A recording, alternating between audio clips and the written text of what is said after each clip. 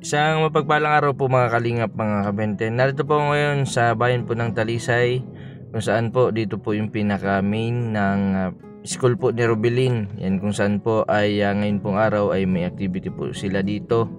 Yan, magkakaroon po ng nutrition month, tapos yung may yata sila competition, yung parang may essay yata silang naganapin dito, yung sa spelling. Sana makapasok si Robilin sa top. Yan, si Robilin po ay napakatalino niyan, matyaga, masipag. Yan, maraming salamat po sa lahat po ng mga nagdasal, sa lahat po ng viewers po na patuloy po na nanonood. Malaking tulong po yung mga panonood po ninyo at hindi po pag-skip ng ads sa mga tinutulungan po namin mga kalingap. Maraming salamat po. Yan, malaking tulong po yung patuloy po na pagsusubaybay po ninyo sa aming mga vlogs, sa lahat po ng mga nagcha-charity, sa buong team at sa iba pa pong mga vlogger na tumutulong.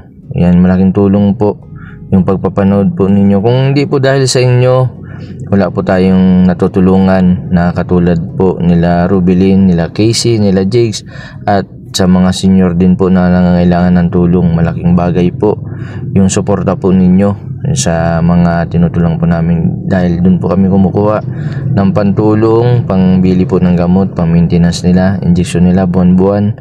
At maraming salamat din po sa mga sponsor na titiwala po sa amin. Malaking tulong po yung ginagawa po ninyo. Ngayon po ay alamin po natin, kumustahin natin si Robilin. Halos 2 buwan na po, 1 buwan o magdadalawang buwan na nag-aaral si Robilin. Kumustahin natin, tatanungin ko po na dun sa teacher kung nahirapan ba si Robilin o okay lang o nag-improve po yung kakayahan niya. Dito po natin makikita sa kay Robilin kung ano po yung naging improvement niya simula po na nagkasakit siya ng 6 years. Yan, buti na lang po may mga taong mabubuti. Yan, mga teacher po ni Robilin, kay Sir Ramon Gonzales. And kay Sir Ramon Gonzales, maraming salamat po. Siya po ang pinaka head po ng ALS dito sa bayan po ng Talisay. Maraming salamat po sa pagmumotivate din sa mga kasama niyang mga teachers. And maraming salamat po, kahit liblib na lugar, kahit delikado po yung mga daanan, nyugan, pinupuntahan po nila para magikayat po ng mga gusto mag-aral, magbalik sa pag-eskwela. Yan, si isa na dun si Robilin na nagkaroon ng pag-asa at pagkakataon na magkaroon po ng chance na makatapos po sa pag-aaral. Yan, salamat po sa inyo. Yan, hindi po dahilan ang kapansanan o anumang sitwasyon mo sa buhay, basta gugustuhin mo, may paraan. Yan, maraming salamat sa lahat po. Yan, ito po si Robilin, tuloy po na gumagawa ng activities, naglilittering. Mamaya po ay may awarding po sila sa mga activities po na ginawa ngayong maghapon. Yan, napakasipag yung mga volunteer teachers po ng ALS. Sana makapasok na sila regular sa DepEd. Yan, malaking tulong po yung mga baguhan na nagbo-volunteer muna dito sa ALS, at gusto din nila makatulong sa mga out of school youth na maturuan nila na at makatapos sa pag-aaral. Si Robilin po ay grabe po ang dedikasyon nito. Di dahilan yung sakit, di dahilan yung edad, basta matupad po yung pangarap niya. Yun din po ang sinasabi namin sa mga tinutulungan po namin, na magkaroon po sila ng initiative sa sarili nila para maging produktibo sila sa kanilang buhay, sa kanilang ginagawa, para makatulong sila sa kanilang mga magulang. Maraming salamat din doon sa mga klase ni Robilin, kasi kumusano ay pinaparam din nila yung pagmamahal kay Robilin. Pagkos nagkakaisa sila, nagtutulungan para sa kanilang pangarap. Yan, ito po si Robilin. Yan, sana matapos ni Robilin. Meron nga ditong siguro working student ito na nakatulog sa activity, kasi hinayaan lang nila, sir. Kasi alam nila, sir, yung sitwasyon ng mga nag-eskwela. Napakabait ng yung mga teacher nila Robilin, and nakataba po ng puso yung nakita ko po na dati pong walang pag-asa, ngayon po ay nagsisimula sa kanilang pangarap. Sa mga susunod po, tapos ko lang po na yung mga problema ko po sa nanay ko, sa lahat po ng mga tulungan ko, sana Ikutin ko din po ang iba't ibang lugar dito sa Pilipinas. Sana makabot din po ako sa lugar ninyo. Yan, makahanap ako ng katulad po ni Rubilin na nawalan ng pag-asa, ngayon po ay bumabalik sa dating normal na katayuan. At sana hangad ko kay Rubilin ay maging maayos at magkaroon ng maayos na pamumuhay, maayos na trabaho, at makasama niya na sa huli yung kanyang pinakamamahal na anak na si Akira. Sa mga viewers ko po na nagbabas sa aming mga kalingap, sana iwasan po natin yung pagbabas kasi tao lang po kami, nakakagawa kami ng pagkakamali, yung nagkukulang din po kami sa mga tinutulungan namin. Sana intindihin nyo na lang po kami. Importante po ay natutulungan po natin yung mga kababayan po natin na nangangailangan. Hindi lang po sa pagtatanim po yung tinuturo namin kay Rubilin, tinuturuan din po namin siya kung paano po magluto gaya ng ulam. Marami din po siyang natutunan bukod po sa pagluluto. Pinaparamdam din po namin sa kanya yung normal na buhay, yung pagtrato. Number 1 po yan, na hindi po natin pwedeng iparamdam sa kanila na kakaiba sila. Sana po ay isama po natin sa mga dasal natin sila Rubilin, sila Jig, sila Casey, na sana po ay tuloy-tuloy na po yung pagaling nila. Si Rubilin po ay nag-littering. Anong tawag dito? Slogan. Yan, isa po ito sa mga ginagawa nilang activities ngayong araw. Nakakatuwa po kasi sa sobrang busy po ng mga teachers sa mga paperworks na nagagawan pa po nila ng paraan para kahit papano malibang din yung mga ganitong mga estudyante. Yung katulad nitong activities na Nutrition Month, napaka-importante po yan sa mga estudyante. Taon-taon po yan sineselebrate ang Nutrition Month tuwing July. Yan. Sila Rubilin po na late na, hindi ko po alam kung bakit na late na yung celebration ng Nutrition Month nila. Yan, may marami din silang natutunan, kaya po may mga dala silang mga gulay at prutas.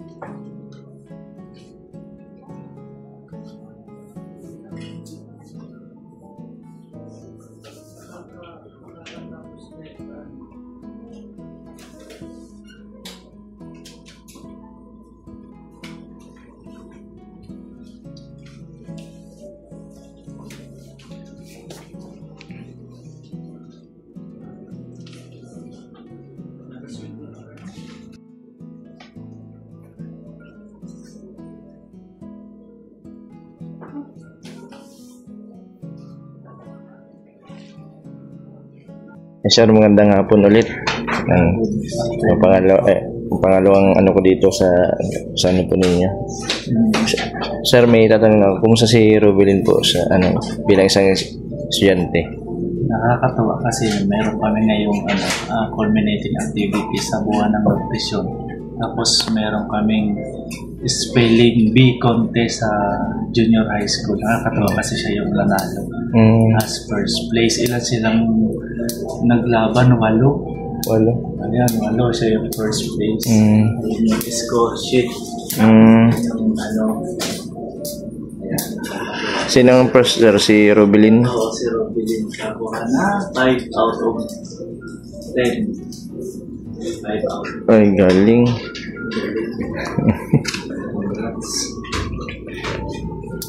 Maraming salamat, sir, kasi yung mga katulad nila nabigyan ng pagkakataon na makapag-aral ulit.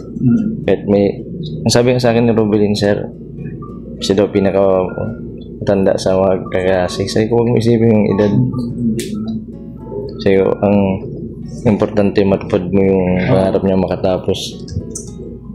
Meron din kami mga learner na mga senior citizen, kaya lang hinahatidan na namin ng module sa bahay. Sa bahay.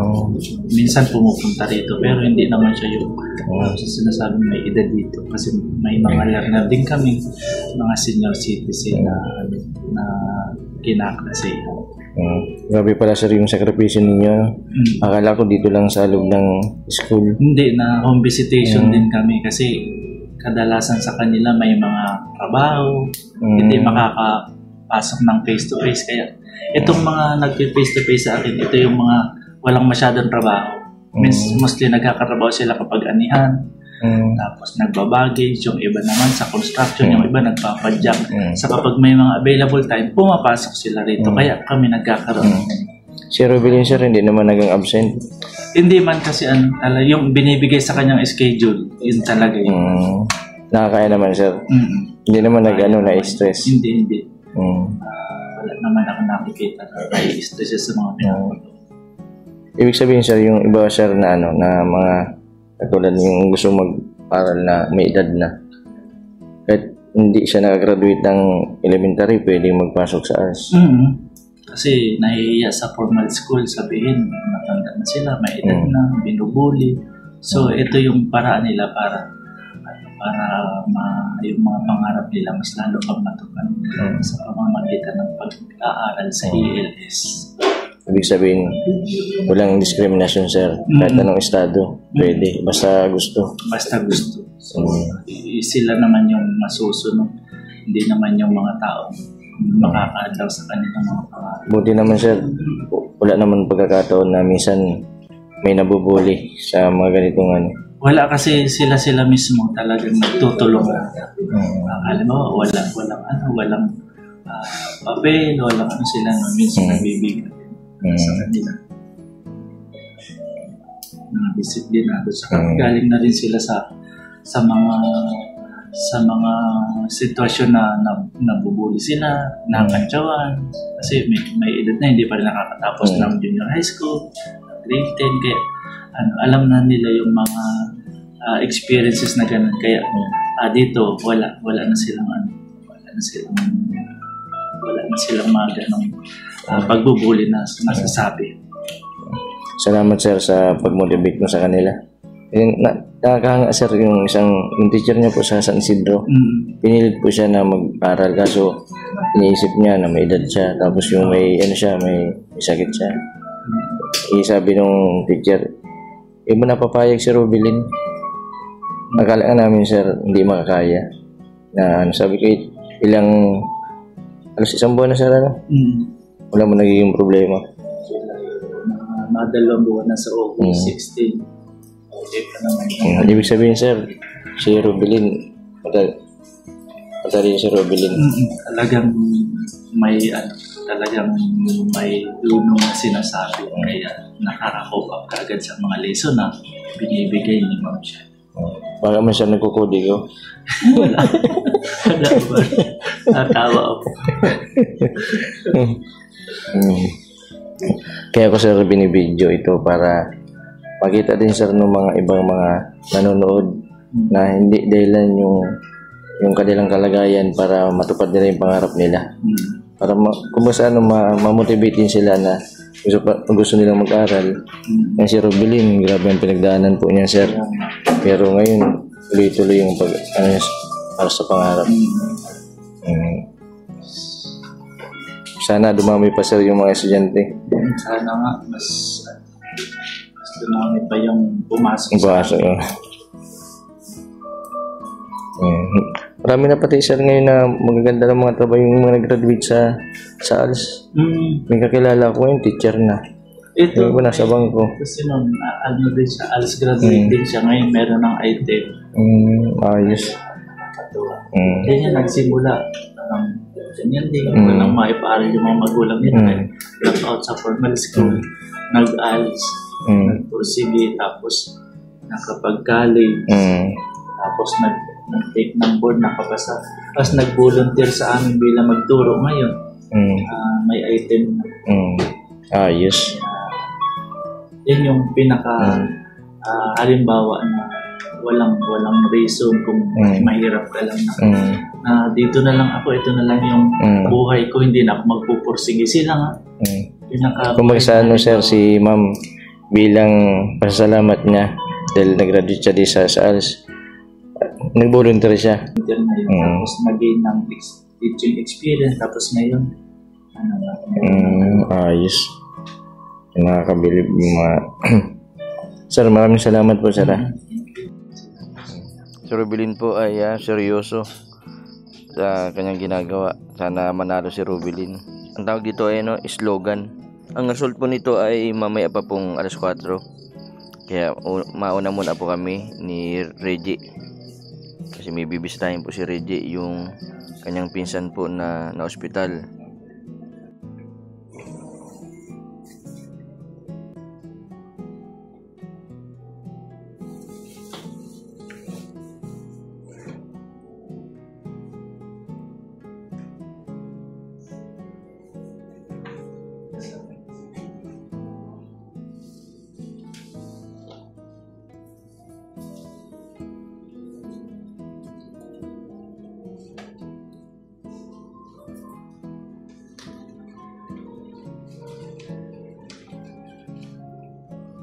Panawagan lang po, sir, dun sa mga mababayan natin na gusto mag-enroll, mag-aral ulit. Nananawagan ako sa mga hindi pa tapos ng basic education na natatakot mag-aral o na nahihiya mag-aral sa formal school.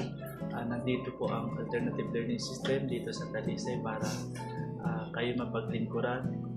Kami yung lalapit sa inyo para matupad ang mga pangarap ninyo at makapagtapos kayo ng basic education. So nananawagan kami dun sa mga nag-aalinlangan ng medyo nahihiya, tapos may mga edad, senior citizen, na hindi hadlang yung edad para hindi mapagtapos yung pag-aaral. Kahit sir, may mga kapansanan, kahit may mga kapansanan, tinatanggap namin, walang hindi. Ayos. Okay, sir, maraming salamat ulit.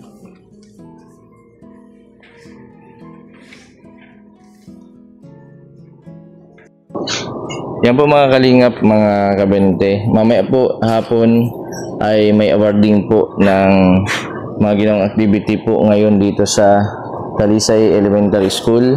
And maraming salamat kay Sir Gonzales. Yan, isang master teacher. Yan, pinaka-head po ng ALS dito sa bayan po ng Talisay. Napakabait nito ni Sir Ramon A. Gonzales. And maraming salamat, sir, sa pagsuporta sa ganitong project ng DepEd. And galing pati yung mga teachers dahil pinupuntahan nila yung mga dito sa mga kasuluk-sulukan dito po sa bayan ng Talisay. Naghihikayat po sa mga out of school youth na gusto mag-aral kahit may edad na. And nakahanga yung mga teacher na kahit po volunteer lang sila. And grabe po ang dedication nila sa kanilang profesyon. And maraming salamat, Sir Ramon A. Gonzales. Yan po mga kalingap, mga kabente, si Rubilin. Nakita po natin yung malaki pong pagbabago sa buhay po ni Rubilin matapos po yung kanyang pinagdaanan. Ngayon po ay patuloy na po yung pagbangon niya. marami na po siyang natutunan. Napakaseryoso nitong bata na ito, talagang hindi po na-absent. Pag may pasok kasi ayaw niya na ma-miss po yung mga activity nila. Maraming salamat po sa patuloy po ninyong suporta sa aking YouTube channel. Maraming salamat din po sa lahat po ng mga viewers na hindi po nag-skip ng ads. Maraming salamat po dahil sa pagpapanood po ninyo. Marami po tayong natutulungan na katulad po nila Jigs, Casey, Rubilin, sila Ma'am Luz, yung mga senior po na kailangan po ng tulong na kahit po paano nakakabigay din tayo ng mga ayuda sa mga iba pa pong beneficiary at dun sa mga nangailangan na kahit walang vlog ay nakakapaabot po din tayo ng tulong. Maraming salamat po. Sa mga hindi pa po nakapag-subscribe, pa-subscribe po Mr. Bendiboy Vlog. Maraming salamat. God bless po sa inyo lahat.